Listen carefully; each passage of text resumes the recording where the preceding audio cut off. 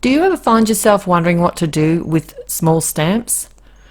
Today I've got the most beautiful little set. It's called the Simple Flowers add-on and it has a set of coordinating dies as well, and I thought I'd give you a couple of easy ideas to make some really pretty floral cards.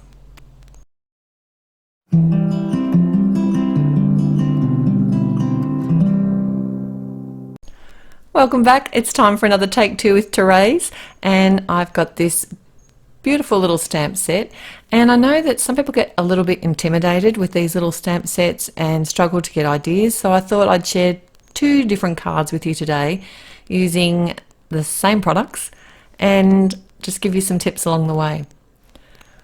One of the things that I love about these little stamp sets is that they are so affordable and really versatile. So this one's a Simple Flowers add-on, and it is an add-on set. It does go with the Simple Flowers set, but it certainly works just as well on its own independently on a card, as I'll show you here today. So what I'm doing here is I'm actually batch stamping all of my floral images. So that just means I'm creating lots of flowers all at once. I can just turn my cardstock around, choose some nice bright colors, and then start stamping them out. I have spaced my flowers far enough apart that I'm going to be able to fit the dies around them all in one go. That means that I will not have to keep running my cardstocks back and through the die cutting machine each time just to cut one flower. This would have taken such a long time to do that. Now I will link all of the colours that I've used today both at the blog post and in the video description below, where it says show more. All you need to do is click on that and you'll be able to find all the supplies that I've used. Now this coordinating die set has every part of the flower, including the leaves and the stems, actually in the die set as well, which is just great. But what I did here was stamped all the floral images first, so all my pinks and my red flowers, I stamped all those out first, and once I'd managed to die cut all those, I used my scrap pieces of paper here to stamp out the leaves. I mean, I could have stamped these just as easily before I did the original die cutting. It's 6 of one, half a dozen of another. Whatever suits you and whatever you find works quickest for you, because there is a lot of stamping and die cutting, and the Misty really comes into its own here.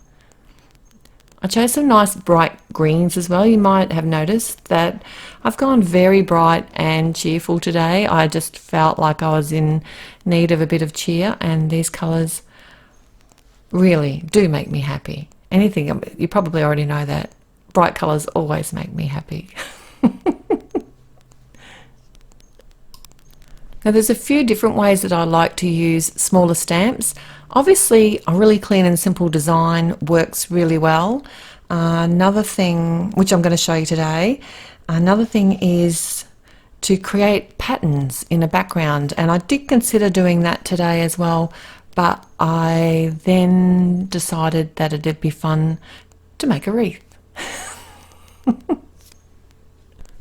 Now if only it were that quick. I thought I should share the process, but if you are happy with the snap of the fingers and it all comes together, I say go with that.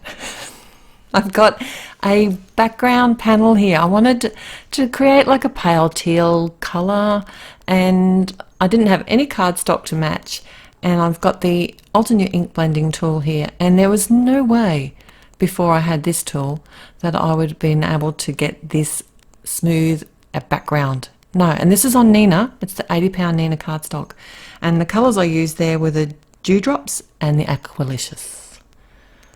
So now I'm working on my sentiment, and I've got the Hello and Hugs stamp and coordinating die set. I've white heat embossed a sub sentiment onto some black cardstock and die cut that out with one of the featured sentiments dies. And now I wasn't really sure what colour to do the big word hello, but I did know that I wanted to cut it out, die cut it out with the wider portion of the die. So to do this, I cut myself a template from some scrap cardstock and just taped that piece of cardstock and the die in place, and then I was able to run that through my die cutting machine. And I know that the alignment is going to work out perfectly by doing it this way. Otherwise I would have been kind of guessing where the word hello was. And we've all done that before. To create my wreath, I did kind of add a few different layers. I like to add dimension to my cards, but you could certainly keep this flat. I have used some of the foam tape as well as some of the glue tape runner and just sort of lay it up and eyeballed my wreath. I did hold the hello die cut in the middle just to give me an idea of how big I needed it. And then I was able to come in at the end and add a few of those little dots, and that just helped me make it more into a circle. So here's where I needed your help. I wasn't sure if I wanted the red, and then I thought no. And then I thought the teal, green, blue. I don't mind this one. I think it looks all right. But then when I added my black sentiment, no.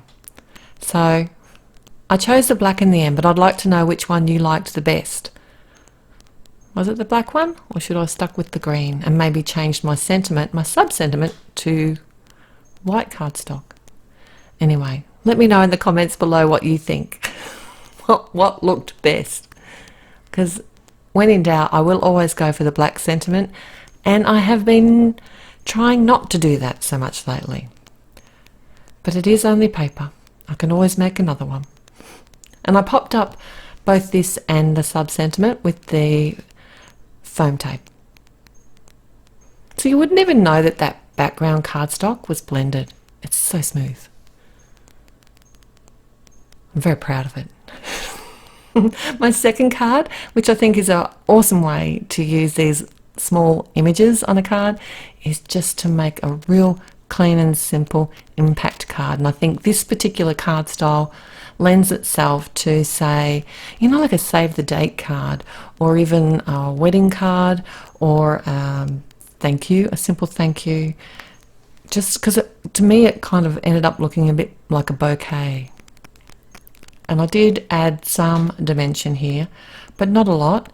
And I was originally going to put the leaves down on the stems of the flowers and changed my mind and totally love the look of them up in the bouquet itself.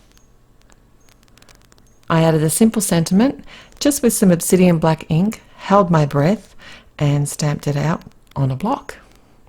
I know, right? Old school. And this is from the Paint a Flower set, the Anemone one. I hope you've enjoyed today's tutorial, and if you did like today's video, please click on the thumbs up button. Don't forget that all the links will be below and at the blog. Come over and say good day. I appreciate every visit that you make. Till next time, bye. Hello there, did that video just spark your creativity? And do you want more project ideas and inspiration videos too? Well, if you do, please make sure that you subscribe to the Altenew YouTube channel. Also, make sure that you do click that notification bell so you don't miss a video. Thanks so much for watching. Bye bye.